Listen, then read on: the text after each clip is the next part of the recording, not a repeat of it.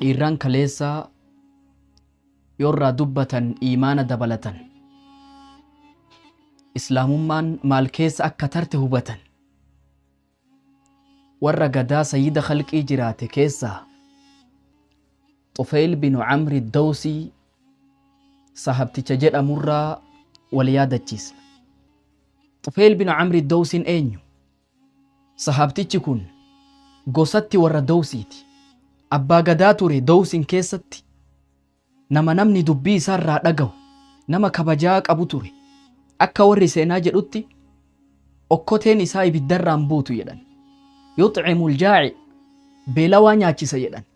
Yoo kun dhufee nyaatu kaantu dhufee nyaata jedhan. Ammallee waltaraa namni marti mana isaa dhufee nyaata. Namni rakkate ulaa isaa yoo dhufe qullaan galu jedhan. Namni sodaatan isa bira dhaqee amanamummaa argata. Akkas ta'u wajjiin nama aadaa gosa sanillee beeku. Faxina namaati nama aqlii guddaa qabu jedhan. Shaacirun nama dubbii walitti hidhee dubbatu ture. Waan toluu fi waan badaa hunda adda laallata jedhan. Hayyuu ganda Dawsi irraa haasofna. Tufayl bin Camri Dawsiin zabana wallaalumaa osoo ergamiinsa Nabi Muhammaditti yaadiin quban qabne hajjiidhaaf Makka dhufe.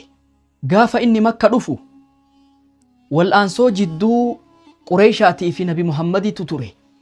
Wal'aansoon kun wal'aansoo tawhidaatii fi shirkiiti. Nabi Muhammad tawhida labsan. Kaafirri Qureeshaa Laatii fi Uzzaa dhaadhessaa turan.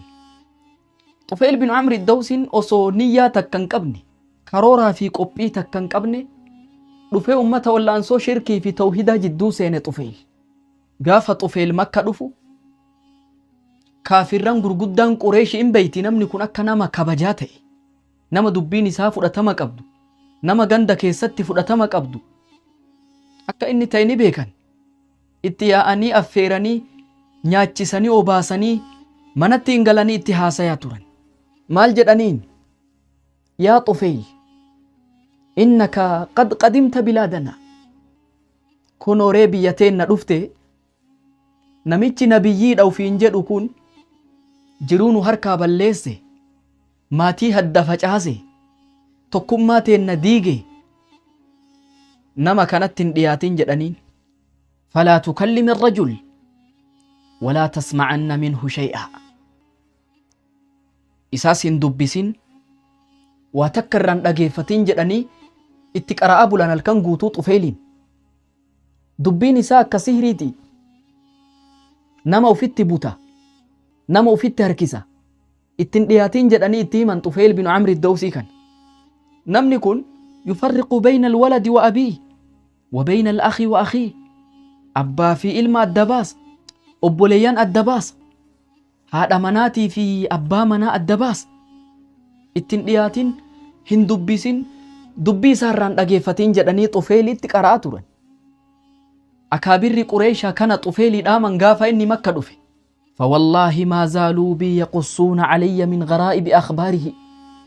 oduu isaa tanama dinqitu na odeessurraa hin deemne inni ka akkanaati nama akkanaati jedhanii Nabi Muhammadii kana na harkatti jibbisiisan jedhe. Tufayl bin Camri Dawsii waan ufiin jedhe murtee tokko godhadhe jedhe. Osoo ani itti yaadin dubbiin isaa akka tasa gurra nan seenne jirbii gurratti cuqqaalladha jedhee gurra kiyya of cuqqaale jedhe akkanumatti. Ganama lafti bariinan hin xawaafa jedhee gara beeytii dhufe jedhe. Nabi Muhammad dhaabbatanii salaatan jedhe. Salaanni isaa akka salaata kennaatii miti jedhe. Na hawwatte ilaalcha natti tolee na ajaa'ibsiisee laalee sagalee wahii jirbirraan gurra na seente jedhe Tufayl. Yeroo kana maal ufiin jedhe jedhe Tufayl. Aniin kun nama faxiina, nama aqlii qabu, nama ganda keessatti fudhatama qabu. Yoo wanni inni dubbatu gaariin ta'e ni dhiisa. Yoo wanni inni dubbatu gaarii ta'e ni fudhadha. Maal godhaa gurra of cuqqaala jedhee jirbii gurra keessa of baasee darbe jedhe Tufayl. Yeroo Nabi Muhammad salaata isaa geeffatee gara mana isaa deemu duuka deemee mana isaa wajji dhaqe jedhe. Yaa Muhammad, inna qawmaka qad qaaluu lii anka kadhaa wa kadhaa. Ummanni kee waan hedduu waa'ee keetii natti dubbatanii aga ani uf sodaadhee gurra kiyya Jibriin cuqqaaladhu takka gahe mee waa sirraa dhagahuu barbaada jedheen Nabi Muhammadiin salawaatu rabbii wasalaamu alayhi. Ani gaafa jalqaba oduu isaan dhagahu jedhee gurra cuqqaaladhe hin dhagahuu san rabbi na harkatti didee hin dhagahannaa murteesse jedhe Xufeel. Rasuulli suuraa ikhlaasiitii fi birabbil falaqii kana qara'anii dubbiin dubbii rabbichaati. Tawhiida dubbatti aayanni dubbiin jarri itti himtee fi ka Xufeel asitti arge adda addatti ta'e. Xufeel achumatti shahadaa qabate. Duuba Xufeel waan jedhu eega islaamummaa fudhadhee Makka keessa tutture jedhe. Waan rabbi naa laafiseen baradhe Qur'aana qara'e waa xiqqoo haffazee eega biyya kiyyatti deebi'uuf murteeffadhe yaa ergamaa rabbii ani biyya kiyyatti gandi kiyya tole na jedha ganda kiyya keessatti kabajaa qaba namni dubbii tiyyan dhagaha deemee islaamummaatti yaama mee mallattoo wahii akka rabbi naa godhu rabbiin naa kadhadhu jedheen. Yeroo kana rasuulli maal jedhaniin اللهم اجعل له آية تعينه على ما ينوي من الخير. يا ربي غاري وان إني نياتيكنا ملتو إرتي سغرغرتو يا ربي ناغود إجداني كرتنيف دعائي تنفق غندك يتك أجيل جد أصوديمو تب تكرر البيه ويتاني تلو تكرر الكوري فولك يا إفنني وهين الرغرغ لجد فول أجمانا يفتي يدي طفيل أفسو داد لجد yoo ani ganda kiyya deeme ummanni na argee isatu taabota ganeef addeenni fuula isaa akkana ta'e jedhanii na hamatanii kanaan na dubbatan yaa rabbi bakka biratti naa jijjiiri jedhee rabbiin kadhe jedhe Xufeel. Yoo ani rabbiin kadhu ifnanni fuularra na jiru kun ka'ee alangee tiyya caafitu ife jedhe Xufeel. Fuularra na ka'ee ifnanni wayita ani ganda ol seenu abbaan kiyya natti as deemaa dhufeedhe. Ilayka anni yaa abati narraa gori yaa abbaa kiyya jedheen. Walima yaa bunayya maaliif yaa ilma kiyya maal taate maalumas si mudate jedheen. Ani islaamummaa fudhadhee jira amantiin addanu taate ani rabbi tokkocha ta'uu ragaa bahee dhufe narra achi siiqi jedheen abbaan. Yeroo kana abbaanis diinuk amantiin tiyya amantii teeti jedhee Xufeelitti as maxxane. Qulqulleeffadhu deemii dhiqadhu qulqulleeffadhu as deebii jedheen. Abbaan deemee dhiqatee qulqulleeffatee wayita inni dhufu islaamummaa fidee shahadaa qabsiise. Eega Xufeel islaamummaa fudhatee namni gosa Dawsii keessaa shahadaa qabate abbaa isaati. Eegas jaartii isaatu dhufe akka dur seeteetti as deemte. Ilayka anni jedheen jaartilleen narraa gori jedheen. Ani amantiin addanuu baaste ani islaamummaa fudhadhe ani arrara rabbiin tokkocha ta'uu aqarrare jedhee jaartii ofirra ari'e. Maal taate yaa Xufeel amantiin tiyya amantii teeti jettee itti as maxxante jaartiin. Deemii dishararraa dhiqadhu qaama kee dhiqadhu natti as deebi jedheen. Disharaan laga wahiiti taabota jarri gabbartu naannawa sanirraa lagni wahii gaara jalaa burqa achi deemii dhiqadhu koottu jedheen. Yaa Xufeel wayita an achi deemee dhiqatuu deemu way taabonni sun nutti mufataa jetteen jaartiin. Tabban laki wali disharaa jedheen. Atii fi disharaalleen qilee seena yoo barbaaddan anatu wabiisii ta'a. Mukni omaan dubbanne duudan omaa sin godhu deemi dhiqadhuu koottu jedhee jaartii ajaje. Deemtee dhiqattee qulqulleeffattee dhuftee islaamummaa fudhattee. Eega jaartiin islaamummaa fudhattee thumma dacawtu Dawsan jedhe gosa Dawsii yaamicha godheef jedhe islaamummatti affeere jedhe. Namni marti narraa rincice jedhe nan dhageenne nan qeeballe Abi Hureyratu dhufee islaamummaa fudhate jedhe. Abi Hureyra gaazexeessaa dubbii nabii san ummanni Dawsii irraa rincice Abi Hureyra malee. Islaamummaa fudhate Abi Hureyran harka Xufeel bin Amri Dawsitti. Namni Abi Hureyraa shahadaa qabsiise Xufeeli. Xufeel bin Amri Dawsii fi Abi Hureyran gaafa tokko wal qabatanii gara ergama rabbiititti dhaqan. Ergamaan rabbii salawaatu rabbii wasalaamu alayhi maal harkaa qabda haalli ganda keessanii akkami jedhanii gaafatan. Ani qalbii goggoyduu fi ummata qalbii qulfii uf duubatti dhiise jedhe. Ummata shahadaa narraa qeebaluu didi islaamummaa narraa fudhatuu didan jedhee ergamaa rabbiititti hime. Yeroo kana rasuulli ka'anii ol dhaabbatanii wadda'atanii salaatanii harka ol qaban. Wayita rasuulli harka ol qaban Abi Hureyran hin cinqamee jedhe, yaa Allah, gandi keenna dhume, gosti teenna dhumte, doos dhumte jedhe Abi Hureyran. Waan rasuulli itti kadhatu se'e. Garuu rasuulli akkas hin goone, Allahumma hdi dawsan, Allahumma hdi dawsan, Allahumma hdi dawsan, yaa Rabbi dawsiin qajeelchi, yaa Rabbi dawsiin qajeelchi, yaa Rabbi dawsiin qajeelchi jedhe rasuulli. Eega du'aa'ii tana godhaniifi amma deemi yaamicha godhiifi jedheen Xufeeliin. Achirraa ka'ee islaamummatti yaame Xufeel. Aga inni waamicha san godhee islaamummaatti yaamee tawhiida labsee shirkii barbadeessee ummata as deebisu. Rasuulillee hijiraa bahanii makkarra duulli badrii dhufee, duulli uhudii dhufee, duulli khandaqii dhufee. Aga kana Xufeel islaamummatti yaamaa ture ummata. Gaafa duula Khaybarii maatii nama 80 gahan islaamummaa qabsiisee Nabi Muhammad ittiin dhufe salawaatu rabbii wasalaamu alayhi. Haga baay'ina isaaniirraa nuti wayta lollu mirga ganda keenna qofaa dhiisi jedhaniin. Addatti ummanni Dawsii kun ummata ajaa'ibaa, ummata islaamummaaf dhaabbataa turan. Wayta duula deeman milikkata wahii qaban jarri. Duula jihaa mirgaa namni geggeessu ummata Dawsii kana baay'ina isaaniirraa. Kana hunda namni sababaa ta'ee dalage Xufeel bin Amri Dawsii kana jechu. Haga gaafasiiti rasuula qabaturraaf duuban deebine, rasuula waliin jiraachuurraaf duuban deebine. Osoo inni rasuula qabatee jiru Makkallee banamtee harka islaamatti deebite. Ergama rabbiitii waan jedheen, ibcathnii ilaa dhil kaffeyn sanami Amri ibnu Hamhama.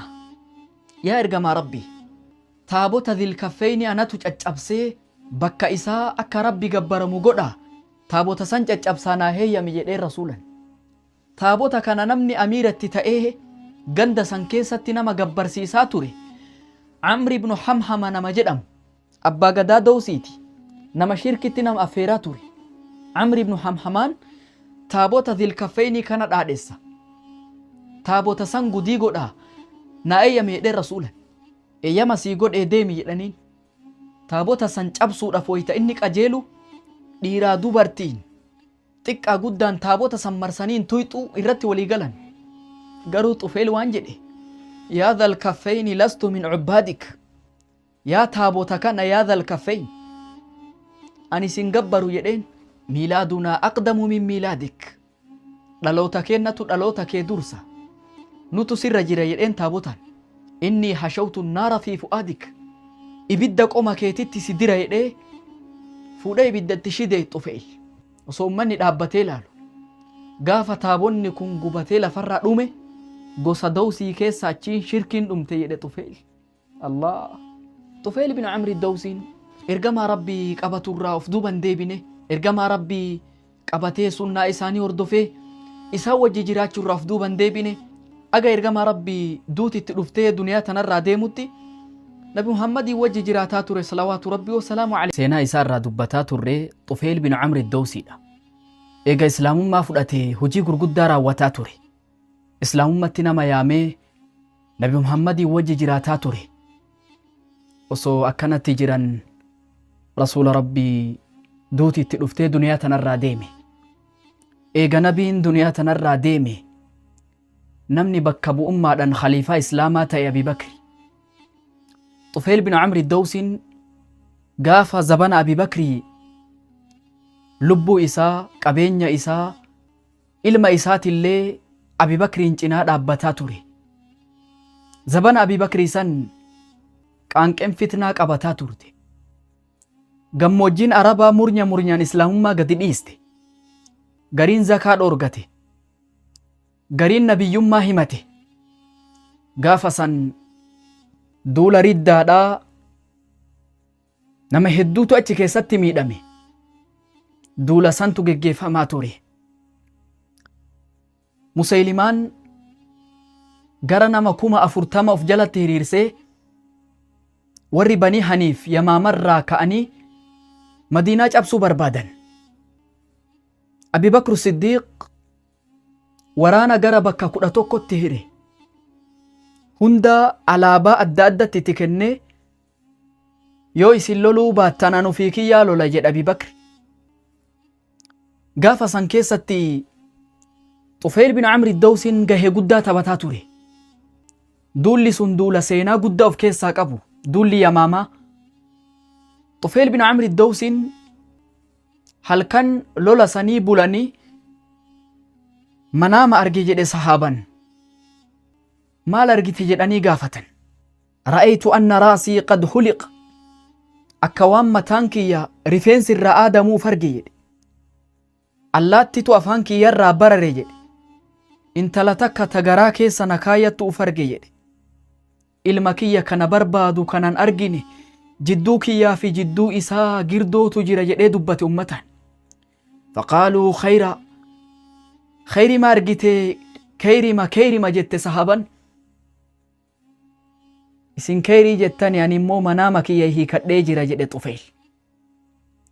Maalitti hiikatte yaa Xufayl jedhanii gaafatan. Rifeensi narraa aadamu morma kiyyatu asitti cita jedhe. Allaattiin afaan kiyyarraa barartu ruuhii tiyyatu afaanin baha jedhe.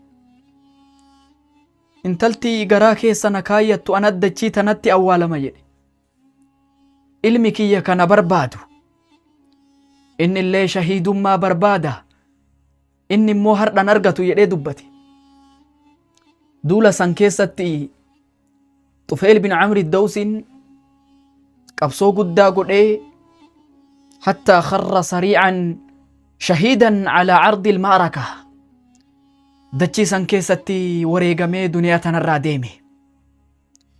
Eega inni duniyaa tanarraa deemee shahiidummaa goonfate ilmi isaa Amr ibn Xufayl ibn Amr ka jedhamu lola san keessatti osoo loluu harki isaa irraa cite. Amr ibn Xufayliin kun abbaa isaa Xufeylii fi harka isaa ka mirga achitti awwaalee gale. Allah Allah. Warri qabsoo diiniif geggeessan lubbuu isaanii, nafiisa isaanii, qabeenya isaanii islaamummaaf kennaa turan akka kana turan. Eega duulli kun geggeeffamee ilmi kun gaafa san shahiidummaan arganne harka isaa dirree Yamaamatti awwaalee abbaa isaa wajji gale. Gadaa Umar ibn al-Khattaab keessaa Umar ibn al-Khattaab affeerraa nyaataa ummataa godhe. Osoo ummata affeerraa godhe ummanni nyaata eeggatu Amr ibn Xufayliin kun ummatarra dhufe. Ummata nyaata eeggatu achi ilaalee irraa garagalee deeme. Umar ibn al-Khattaab qaruuteedha. Amr ibn Xufaylii kana duuka fiigee yaa Amr maaliif duyda galte? Harka kee kana si ceem'inaa sodaattee deemte jedheen Umar. Wallaahi kana malee waan biraatiif hin deemne jedhe Amriin kun. Umar waan jedhe ani wallaahi nama akka keetii ka qaamni tokko cinaan jannata jiru ka qaamni tokko cinaan duniyaarra jiru way argeesi malee jedhe Umar. Ati harki mudundulluu si ta'ee cittee harki kee rarraatus ka citte sun si dura jannata seente. Situ qaaman duniyaarra jira malee jedhe Umar. Wallaahi laa adhuuqu haadha xacaam. Wallaahi ani nyaata kana nyaadhu jedhe Umar. Aga ati dhuftee harka keetiin tuyxutti. Xufayl bin Amr ad-Dawsiin akka kana ture. Ilmi isaa ka isa duuba hafe kun ka gaafa san inni shahiidummaan argatu jedhee abjuu keessatti dubbate. Manaama keessatti dubbate sun gaafa Fathii Tustarii osoo harka isaa ka bitaatiin lolu inni illee wareegamee dachii tanarraa deeme. Xufayl bin Amr ad-Dawsiin seenaan isaa kana fakkaata.